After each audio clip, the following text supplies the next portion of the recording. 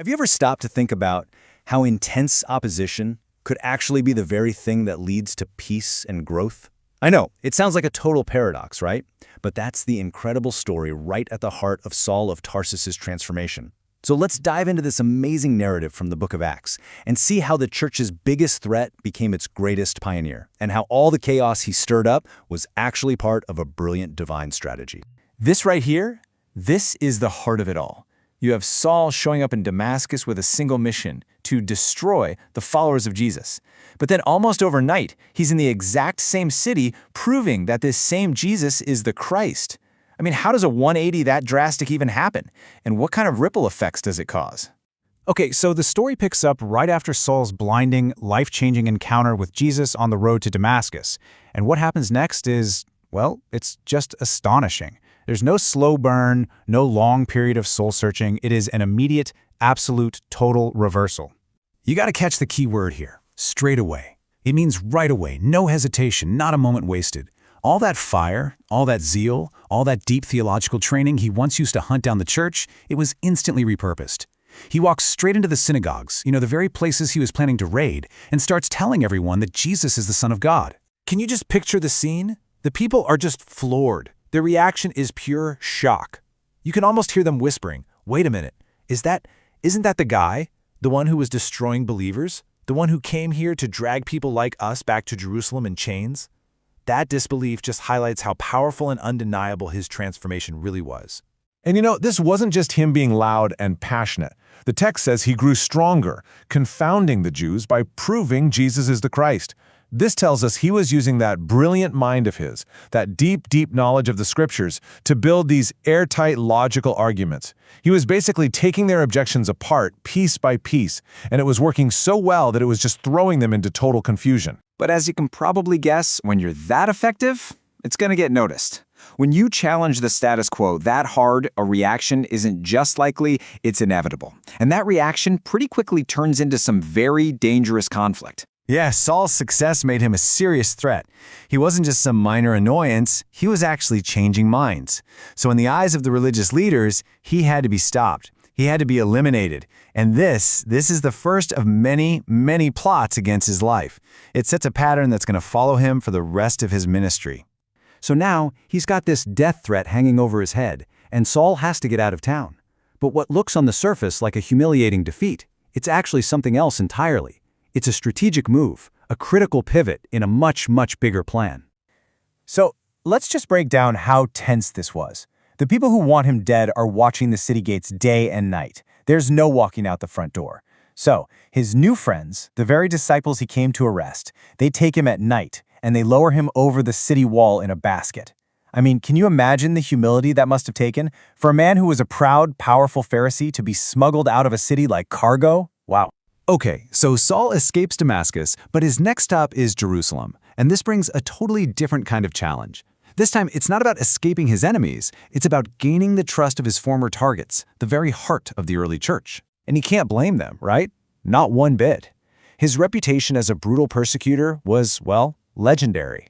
For all they knew, this whole conversion story could be an elaborate trap, a Trojan horse move to get inside and destroy them from within. They simply couldn't bring themselves to believe it was real. And into this mess of fear and suspicion steps this absolute hero, Barnabas. His name literally means son of encouragement, and boy is he about to live up to that name in a big way. He becomes the bridge that Saul so desperately needs. See, Barnabas doesn't just say, "Hey guys, trust him." No, he takes specific, courageous steps. First, he vouches for Saul's story, confirming he really did see the Lord. Second, he brings receipts.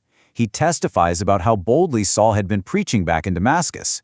And third, he takes the personal risk of physically taking Saul to meet the apostles.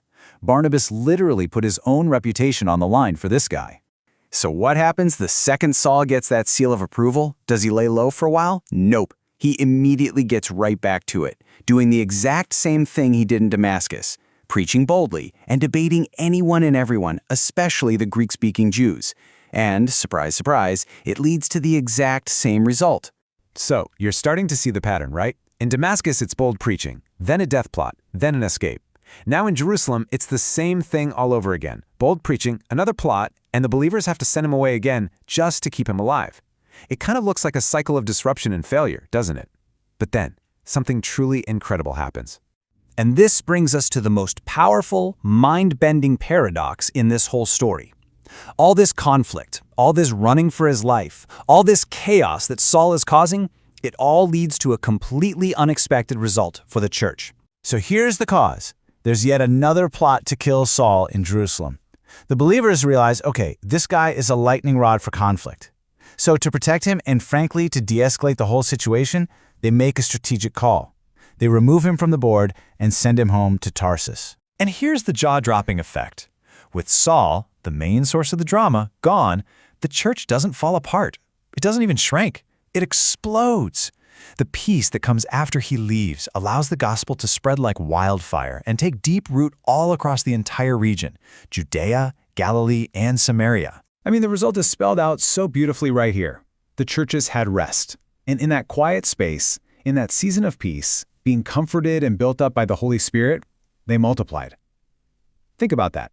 Removing the most powerful new preacher led to the biggest season of growth the church had seen yet.